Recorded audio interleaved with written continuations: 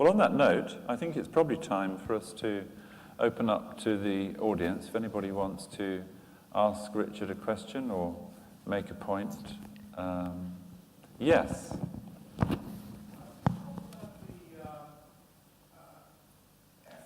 Yeah, do we have a microphone? I think we do, don't we?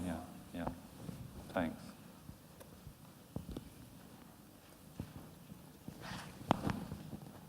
You talk about the effort that you put into all your ideas and research and things like that, but when did all that research and the effort from when you got the idea, when at an early age did you start to think that that is what you wanted to do? In other words, was this after art school training, or were you scrunching things up as a youngster? Yeah. Yes, as a sculptor. It's an interesting question. I will admit I wasn't academically bright at school, and it wasn't I messed around. I just was very much asleep in that secondary school stage. Was always told I was daydreaming. But in actual fact, what happened at weekends is my parents lived in sort of border of Ramscourt Park, Shepherd's Bush, and there was the most incredible model shop that existed in Chiswick, and I would religiously use two sites that were in walking distance from my parents. One was the model shop, where I went every week with my pocket money and bought balsa wood and glue and petrol engines and stuff like that. And the other one was the local library that had Meccano magazine, and I would avidly read Meccano magazine. So I recognised that I was a maker. I had facility in my hands, and I didn't complete school. I left in the 5th form after O-levels, and I went down and lived in Cornwall during the hippie period, and I made surfboards actually down there for a year. And so my hands were manufacturing, and I was making the sticky decals for the surfboards. And I thought, this is brilliant, I'm going to be a graphic designer. So I went back to London, and with my portfolio of decals for surfboards, I got in at the London College of Printing, thinking I'd be doing graphics. 6 months in, I realised it wasn't graphics because I wasn't using the hands. So I then applied to Hornsey College of Art and got in for sculpture, and the whole lot kicked off then. I suddenly found the education I wanted, which was that I was full of ideas but wasn't being given the freedom to play and experiment. I could only do that myself at home when I was living with my parents as a teenager or as a kid.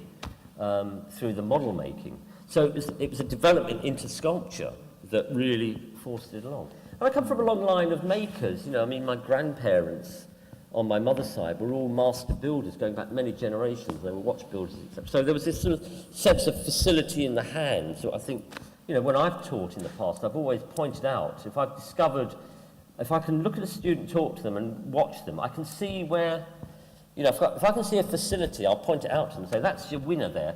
You're good at, you're good at playing an instrument. Why don't you bring that into your work? Or, that sort of thing. And, it's like back the winners, back the horse that's going to come in. And then, as I say, you start off like that, and then it gets bigger, and then you start thinking about where you want to take your ideas. You're looking for your signature, I suppose, in the world. And then you have a lucky breakthrough. Consistency, number one. You've got to keep producing it so that people know you're out there and you're alive.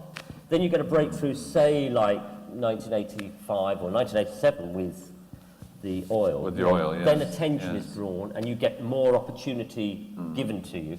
So it naturally develops, and then you get these gigs coming in where, there's expectation. You're given the vista of a London scene. Can you put something in that? That's not to say a thimble wouldn't work if you did the proper thing to it, but in this situation, it's the context that called for a ship or a section of ship. So you then resort to allies, structural engineers, mechanical engineers, and at every stage your confidence grows. You do that, you can do that one, and so you end up rather sort of positioned in a situation where you're known for a certain scale of work. The downside of that is you tend to get anchored into it and you can't get back out of it. But For me, I've always seen these things as not being big, they're just architectural scale. You know, people say, why do you work so large? And I say, well, it's not that they're large, it's just if you're playing around with the notion of architecture, you've got to think like an architect and use the scale of architecture. Absolutely. Architecture is very important to you, isn't it? I think it's more the sense that I work with what's given, and I like the sense of the void. Yes. And I like a lot of artists work with the notion of undoing. Yes. Of doing, making, Yes. building, constructing, putting Yes. together. Yeah. I work with the notion, it's almost like carving, the notion of undoing, you know, the taking back, the revealing. Yes. So, All of which applies very neatly to the images I'm showing from turning the place over, which I think started in 2007. it was switched on summer of 2007. It actually started in 1999 through a happy accident. Oh. I was working on a major bearing piece for a building up at Stockton, funny enough, which was the old Dovecot Art Centre, and it became the new Arc Art Centre. And they commissioned me to make a sculpture that could either be inside the building or on the roof outside. And I said, well, let's... Well, it's a bit like Bexhill. It is a bit like Bexhill, actually. I said, what's the building going to be? And they said, it's the new art centre. It won't actually have a gallery. It'll have, you know, a dance space, a theatre space, a music space, a cinema space. So without the visual arts, it was an events space. And I thought, well, okay, let's make an event. Let's make the building talk about that event. Let's make architecture as an event. And so that led on to making many models. And one of those models turned into turning the place over. And the way Which happened in the centre of Liverpool, didn't it? happened at the Yates's Wine Lodge, centre of Liverpool, as you walk from the station up to Tate, Liverpool. And what you did was... It's a disused building. It's a disused building, Demolition. and you used this cut-out, well, you created, really, this cut-out section of the facade and attached it to a motor, which made it kind of oscillate in 3D, in effect, didn't it? I mean, Absolutely. it's just quite extraordinary. And I think we have a video, don't we, as well? We do have a video that I don't know whether we describes can, to people the actual movement. We can activate the video. Here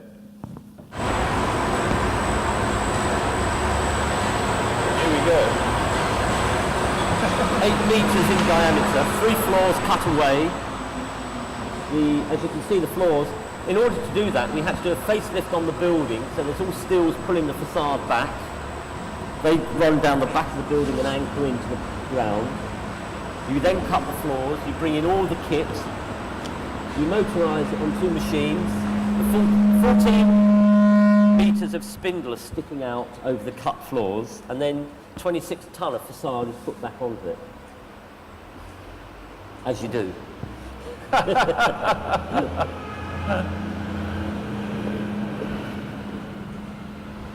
And I think it's safe to say that Liverpool took this extraordinary piece to its heart, and it might even actually, I mean, I rather hope it does stay there. Well, that's interesting you mentioned that. I had a phone call, surprisingly, the other day from an organisation that works with English heritage, just to sound me out whether I'd be interested in it becoming a permanent fixture in Liverpool. Fantastic.